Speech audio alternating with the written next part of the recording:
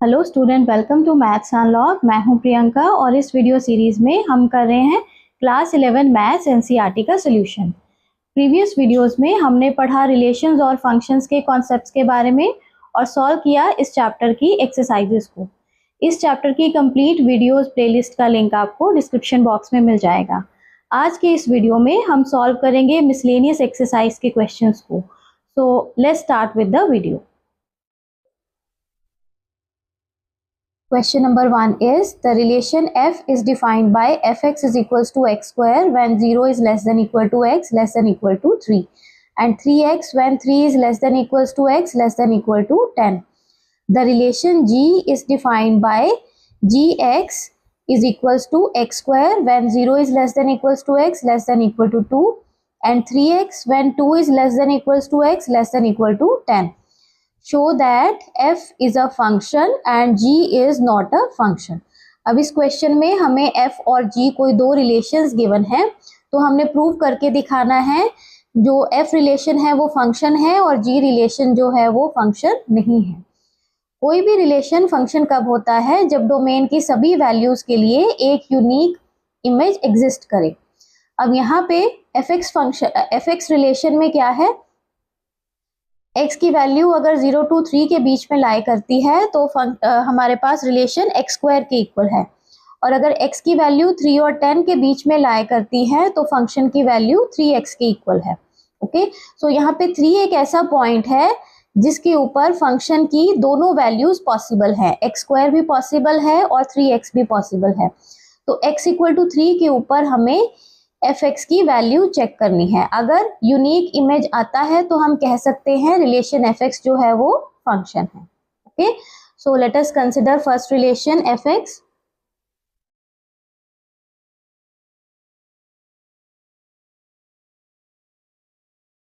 fx is defined by x square when 0 is less than equals to x less than equals to 3 and 3x when 3 is less than equals to x less than equals to 10। अब यहाँ पे f3 की value calculate करेंगे। अगर हमारे पास fx equals to x square है, in that case f of 3 किसके इक्वल होगा? 3 स्क्वायर के इक्वल होगा। Now 3 square is equals to 9। अगर हम fx को 3x के इक्वल कंसिडर करते हैं तो उस केस में f ऑफ 3 किसके इक्वल होगा? 3 इंटू 3 अगेन 9। तो यहाँ पे अगर हम fx को x स्क्वायर लेते हैं तब भी at x equal to 3 f3 is equals to 9। अगर हम 3x कंसिडर करते हैं तब भी 3 की इमेज 9 आती है। So this means all the elements of the domain have unique image, तो इसलिए f इज अ फंक्शन। तो हम रिलेशन f को क्या कह सकते हैं? f is a function. Relation f is a function. Okay, तो एक बार फिर से चेक करेंगे, कोई भी रिलेशन जो है वो फंक्शन कब होता है? अगर डोमेन की सभी वैल्यूज के लिए हमारे पास एक यूनिक इमेज एग्जिस्ट करती है। तो यहाँ पे 3 एक ऐसा पॉइंट है जिसके लिए रिलेशन में हमारे पास दो तरह की वैल्यू है, एक्स स्क्वायर भी पॉसिबल है और 3x भी पॉसिबल है। तो जब हम fx equals to x square मान के चलते हैं और 3 पुट करेंगे तब भी हमारे पास 9 आता है, और अगर हम fx equal to 3x consider करते हैं even in that case at fx equals to 3 f3 is equals to 9। तो दोनों ही केसेस में 3 की इमेज जो है वो 9 है, which is unique. So therefore relation f is a function. Okay, now consider function gx। अब gx फंक्शन कंसिडर करते हैं। gx फंक्शन है x square when 0 is less than equals to x less than equal to 2 and this is equals to 3x when 2 is less than equals to x less than equals to 10। अब यहाँ पे 2 एक ऐसा point है जिसके ऊपर gx के लिए हमारे पास दो वैल्यूज है, एक्स स्क्वायर भी पॉसिबल है, 3x भी पॉसिबल है। तो x इक्वल टू 2 पॉइंट के ऊपर हम चेक करेंगे इमेज क्या आती है। Now first of all when gx is equals to x square, तो g2 किसके इक्वल बनेगा? 2 स्क्वायर के इक्वल, तो 2 की इमेज आ जाएगी 4। Now again if we consider gx is equal to 3x, तो हमारे पास g2 की वैल्यू क्या आएगी? 3 into 2 which is equals to 6।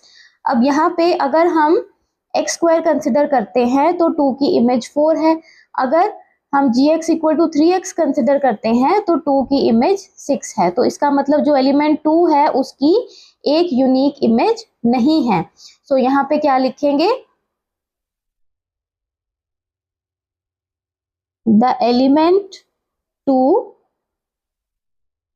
does not have a unique image, therefore the relation gx is not a function। Okay, so यहाँ पे 2 element की image unique नहीं है। अगर हम gx x स्क्वायर मान के चलते हैं तो 2 की इमेज 4 है, अगर 3x कंसिडर करते हैं तो 2 की इमेज 6 है। तो दोनों ही केसेस में 2 की जो इमेज है वो यूनिक नहीं है, एक में 4 आती है, एक में 6 आती है। So therefore gx is not a function. Okay, now question number 2 is if fx is equals to x square, find f of 1.1 minus f of 1 upon 1.1 minus 1। fx की वैल्यू गिवन है x स्क्वायर के equal, तो हमने ये value find out करनी है। Okay, so let's start with the solution. f of 1.1 minus f of 1 upon 1.1 minus 1, this is equals to fx is equals to x square, तो इसका मतलब f of 1.1 किसके इक्वल होगा, 1.1 का स्क्वायर, माइनस f1 किसके equal होगा, 1 square upon 1.1 minus 1। Okay, अब यहाँ पे a square minus b square का फॉर्मूला अप्लाई कर देंगे। So this becomes a plus b into a minus b upon 1.1 minus 1। Okay, so यहाँ पे ये फैक्टर जो है कैंसल आउट हो जाएगा, इसे हम सॉल्व कर देंगे 1.1 plus 1, so this is equals to 2.1। So this is the solution. Okay, so question number 3 is find the domain of the function fx is equals to x square plus 2x plus 1 upon x square minus 8x plus 12। अब इस question में हमें function fx की domain find out करनी है। Okay, domain हमारे पास set of points होता है जिसके लिए फंक्शन जो है वो वेल डिफाइंड होना चाहिए। अब यहाँ पे फंक्शन जो है वो रैशनल फंक्शन है, इसके न्यूमरेटर में भी पॉलिनोमियल है, डिनोमिनेटर में भी पॉलिनोमियल है। तो कोई भी रैशनल फंक्शन के लिए जब हम डोमेन फाइंड आउट करेंगे तो हमें वो सारे पॉइंट्स चेक करने हैं जहाँ पे हमारे पास जो डिनोमिनेटर है वो नॉन जीरो वैल्यू हो जिसकी लिए। ओके, सो यहाँ पे डिनोमिनेटर में जो पॉलिनोमियल है ये कहाँ पर जीरो होता है वो पॉइंट्स कैलकुलेट करेंगे और फिर वो पॉइंट्स जो है हम अपनी डोमेन में से रिमूव करेंगे, तो जो रिमेनिंग पॉइंट्स आएंगे उसके ऊपर हमारा फंक्शन डिफाइन होगा। Okay, now if fx is a function of the type px upon qx, अगर रैशनल फंक्शन है तो ये फंक्शन वेल डिफाइंड कब होता है, जहां पे qx नॉन जीरो हो, डिनोमिनेटर जो है वो नॉन जीरो होना चाहिए। तो इसके लिए हम डिनोमिनेटर कौन से पॉइंट्स पे जीरो है वो पॉइंट्स कैलकुलेट करेंगे। सो डिनोमिनेटर में हमारे पास एक्सप्रेशन है x square minus 8x plus 12 is equals to 0। अब यहाँ पे इसके फैक्टर्स बनाएंगे हम, तो फैक्टर्स बन जाएंगे minus 6x minus 2x plus 12 is equals to 0। So this becomes x into x minus 6 minus 2 outside again x minus 6। So factors आ जाएंगे इसके x minus 2 into x minus 6।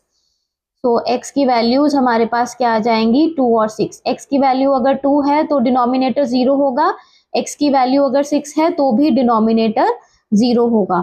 So domain of the function क्या होगा, it is the set of all real numbers accept 2 and 6। तो कोई भी real number के लिए ये फंक्शन डिफाइन होगा प्रोवाइडेड रियल नंबर 2 नहीं होना चाहिए और 6 के इक्वल भी नहीं होना चाहिए, क्योंकि अगर 2 के इक्वल होगा तब भी डिनोमिनेटर 0 आएगा और अगर 6 के इक्वल लेते हैं x तब भी डिनोमिनेटर 0 आएगा। ओके, सो इन दो वैल्यूज को हम सेट ऑफ रियल नंबर से रिमूव कर देंगे, बाकी जितने भी पॉइंट्स आएंगे सबके ऊपर फंक्शन डिफाइन होगा। So domain of function is set of real number minus 2 and 6. Okay. Question number 4 is find the domain and range of the real function f defined by fx is equals to under root of x minus 1। अब यहाँ पे function given है under root of x minus 1। इस function के लिए हमने domain और range find out करनी है। ओके, सो अब यहाँ पे हमारे पास स्क्वायर रूट है। कोई भी फंक्शन डिफाइन किन वैल्यूज के लिए होगा, अगर स्क्वायर रूट के अंदर वाली जो टर्म है ये पॉजिटिव होनी चाहिए, ग्रेटर देन इक्वल्स टू 0 होनी चाहिए। Okay, now to find out the domain of the function, सबसे पहले अगर डोमेन के एलिमेंट्स फाइंड आउट करने हैं तो जो स्क्वायर रूट के अंदर वाली जो टर्म है ये हमेशा ग्रेटर देन इक्वल्स टू 0 होनी चाहिए। सो x minus 1 is greater than equals to 0. This implies x is greater than equals to 1. तो हमारे पास डोमेन ऑफ फंक्शन क्या आएगी, greater than equals to 1, set of all real numbers greater than equal to 1। तो that means it is the interval 1 to infinity। Okay, यहाँ पे equality है तो 1 के ऊपर हम क्लोज्ड इंटरवल लेंगे। So this is domain of the function is interval 1 to infinity। Okay, now to find out the range of the function. अब यहाँ पे हमने रेंज फाइंड आउट करनी है। ओके, सो हमारे पास डोमेन के पॉइंट्स क्या है, x is greater than equals to 1। So this implies x minus 1 की वैल्यू हमेशा ग्रेटर देन इक्वल्स टू 0 होगी।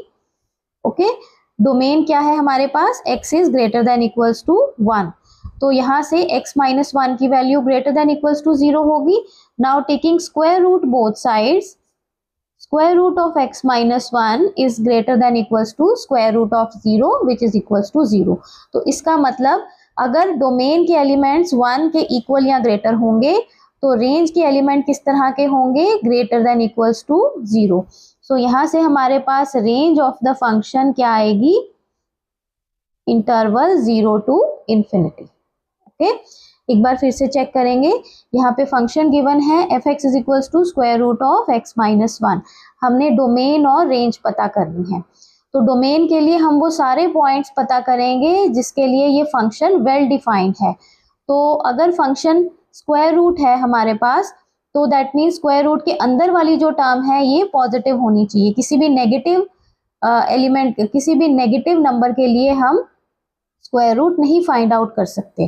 तो यहाँ पे स्क्वायर रूट के अंदर गिवन है x माइनस 1, तो x माइनस 1 की value greater than equals to 0 होनी चाहिए। सो दिस इम्प्लाइज x जो है वो ग्रेटर देन इक्वल टू 1 होगा। तो यहाँ से डोमेन के एलिमेंट्स आ जाएंगे 1 to infinity। तो अब डोमेन के एलिमेंट्स के लिए जो रेंज की वैल्यूज आएंगी, इमेज की वैल्यूज आएंगी, वो हमने फाइंड आउट करनी है। डोमेन किस तरह की है हमारे पास, x is greater than equal to 1। तो फंक्शन क्या है, square root of x minus 1, तो इसका मतलब x minus 1 greater than equal to 0 होगा। Taking square root both side, तो this implies f(x) is always greater than equal to 0। तो इसका मतलब फंक्शन की वैल्यू जो है वो 0 to infinity होगी। Okay, next question number 5 is find the domain and range of the real function f defined by f(x) is equals to mod of x minus 1। अब यहाँ पे हमने डोमेन और रेंज फाइंड आउट करनी है। Function given है modulus of x minus 1। अब यहाँ पे हमें पता है मॉडुलस फंक्शन सारे रियल नंबर्स के लिए डिफाइन है। कोई भी रियल नंबर ऐसा नहीं है जिस पर ये फंक्शन जो है वो नॉट डिफाइंड हो। Okay, so the domain of the function is the set of all real number, सारे रियल वैल्यूज के लिए ये फंक्शन वेल डिफाइंड है। ओके, अब हमें इसकी रेंज फाइंड आउट करनी है। रेंज के लिए डोमेन के एलिमेंट्स पुट करेंगे, जो इमेज आएगी वो हमारे पास रेंज के एलिमेंट्स होंगे। तो यहाँ पे for all x belongs to R, modulus of x minus 1 is always positive. हम यहाँ पे x की वैल्यू कोई भी रियल नंबर पुट करेंगे तो x माइनस 1 का जो मॉडुलस है वो हमेशा पॉजिटिव आएगा। Modulus of any number is always positive. Okay, so modulus जो है उसकी वैल्यू हमेशा पॉजिटिव ही होती है। तो x अगर कोई भी रियल नंबर है तो उस केस में फंक्शन जो है हमारे पास is always greater than equals to 0। So इसका मतलब रेंज ऑफ फंक्शन क्या होगी, it is the set of all real numbers greater than equals to 0 और interval 0 to infinity। Okay, now question number 6 is let f is equal to x comma x square upon 1 plus x square such that x belongs to R, be a function from R into R. Determine the range of f. अब यहाँ पे हमें function given है fx is equals to x square upon 1 plus x square, तो हमने इस function की range find out करनी है. Okay, so let's start with the solution. Function fx किसके इक्वल गिवन है, fx is equals to x square upon 1 plus x square. So यहाँ पे हमने रेंज के एलिमेंट्स फाइंड आउट करने हैं. सभी रियल वैल्यूज के लिए हमारे पास ये फंक्शन डिफाइन है. Okay, because for all x belongs to r, x square is always positive and 1 plus x square is always greater than equal to 1. तो यहाँ से जो डिनोमिनेटर है वो हमेशा पॉजिटिव होगा. सो डिनोमिनेटर जो है वो हमेशा नॉन जीरो होगा. Okay, greater than equal to 1 है, इट मीन्स डिनोमिनेटर किसी भी पॉइंट के ऊपर जीरो नहीं बनता. सो इसलिए ये फंक्शन सारे रियल नंबर्स के लिए वेल डिफाइंड है. ओके, सो अगर हमने रेंज फाइंड आउट करनी है तो उसके लिए क्या चेक करेंगे, डोमेन की सारी वैल्यूज के लिए फंक्शन की जो वैल्यूज आती हैं. अब यहाँ पर एक्स स्क्वायर हमेशा पॉजिटिव होगा, 1 प्लस एक्स स्क्वायर भी पॉजिटिव होगा और ग्रेटर देन इक्वल टू 0 होगा. ग्रेटर देन इक्वल टू 1 है यहाँ पे, 1 plus x square is always greater than equal to 1. तो यहाँ से एक हमारे पास पॉसिबिलिटी बनती है x square upon 1 plus x square is always greater than equals to 0. Okay, so x square greater than equal to 0 है, 1 plus x square greater than equal to 1 है. So this implies x square upon 1 plus x square is always greater than equal to 1. So इसका मतलब function जो है वो हमेशा greater than equals to 0 होगा. Again we have x square is always less than 1 plus x square. x square हमेशा छोटा होगा 1 plus x square से, तो यहाँ से x square upon 1 plus x square is always less than 1. तो x square upon 1 plus x square किस तरह का नंबर होगा, always less than 1 होगा. so this implies फंक्शन की वैल्यू जो है वो हमेशा less than 1 होगी. फंक्शन की value greater than equal to 0 होगी और लेस देन 1 होगी. So this means range of function क्या बनेगी हमारे पास, इंटरवल 0 to 1. यहाँ पे 0 पर इक्वालिटी है तो 0 पे क्लोज्ड एंड देंगे, 1 पे इक्वालिटी नहीं है तो 1 पे ओपन एंड आएगा. So this is semi closed interval 0 to 1. Okay, so एक बार फिर से चेक करेंगे. फंक्शन एफ एक्स गिवन है x square upon 1 plus x square, तो इस फंक्शन की हमने रेंज फाइंड आउट करनी है. ओके, सो यहाँ पे x अगर कोई भी रियल नंबर है तो 1 प्लस एक्स स्क्वायर हमेशा ग्रेटर देन इक्वल टू 1 होगा. तो किसी भी वैल्यू के ऊपर डिनोमिनेटर 0 नहीं होता, इसीलिए ये फंक्शन वेल डिफाइंड है for all x belongs to r. अब यहाँ पे एक्स स्क्वायर हमेशा ग्रेटर देन इक्वल टू 0 है, 1 plus x square greater than equal to 1 है. Now dividing these both we get x square upon 1 plus x square is always positive. So इसका मतलब function की value हमेशा greater than equal to 0 होगी.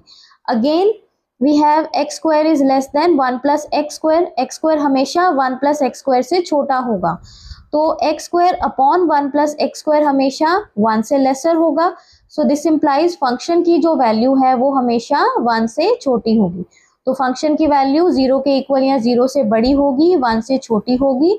So this means range of the function is semi closed interval 0 to 1. Okay, so that's all students. Remaining questions हम next video में discuss करेंगे. तो students, अगर ये वीडियो आपके लिए हेल्पफुल रहा तो इसे लाइक कीजिए और अपने फ्रेंड्स के साथ शेयर कीजिए. अपने फीडबैक्स और डाउट्स हमें कमेंट सेक्शन में ज़रूर लिखिए. ऐसे ही और वीडियोस देखने के लिए चैनल को सब्सक्राइब करिए. See you all in the next video with remaining exercise. Till then, happy learning and thanks for watching.